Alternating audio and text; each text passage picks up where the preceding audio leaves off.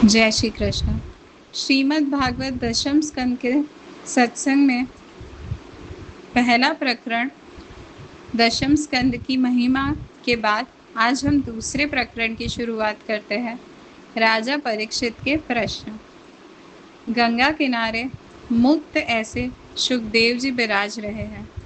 सामने मुमुक्षु राजा परीक्षित बैठे हैं।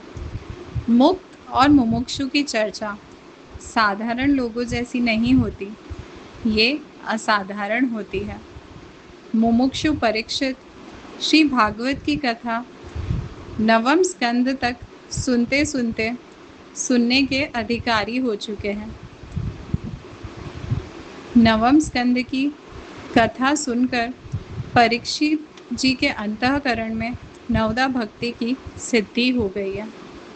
अब दशम स्कंद से प्रेम लक्षणा भक्ति की जागृति करने के लिए वो शुक मुनि से कितने प्रश्न पूछते हैं।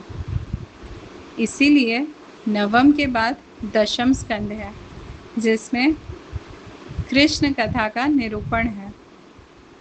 नवदा भक्ति साधन भक्ति है और प्रेम लक्षणा भक्ति फलात्मिका भक्ति है। नवदा भक्ति गौण भक्ति है और प्रेम लक्षणा भक्ति मुख्य भक्ति है। नवदा भक्ति प्रयत्न पूर्वक होती है, जबकि प्रेम लक्षणा भक्ति अंतःकरण में सहज ही जागृत होने वाली एक अनुभूति है। नवम स्कंद के अंत में मुमुक्षु परीक्षित सूर्यवंश और सोमवंश के चरित्र सुन चुके हैं। उन्होंने संक्षेप में श्री रघुनाथ जी का चरित्र भी सुना। उन्होंने मात्र 3 श्लोकों से श्री यदुनाथ जी का चरित्र भी सुना। किसी मनुष्य को मिठाई का एक टुकड़ा खिला दो तो वो और खाने के लिए ललायित हो जाता है। ऐसे ही परीक्षित भी ज़्यादा से ज़्यादा श्री कृष्ण चरित्र सुनने के लिए ललायित हो गए हैं। जब शुक मुनि जी ने मात्र 3 श्लोकों में नवम स्कंद के अंत में श्री कृष्ण चरित्र कहा, तब परीक्षित जी को विचार आया कि जिसे भूख लगी हो उसका पेट मात्र 1 पौर से थोड़ी ना भर सकता है। इससे परीक्षित जी तड़प उठे। उनके हृदय में श्री कृष्ण के अगाध और अपार चरित्र जानने की जिज्ञासा जगी। वे व्याकुल हो गए।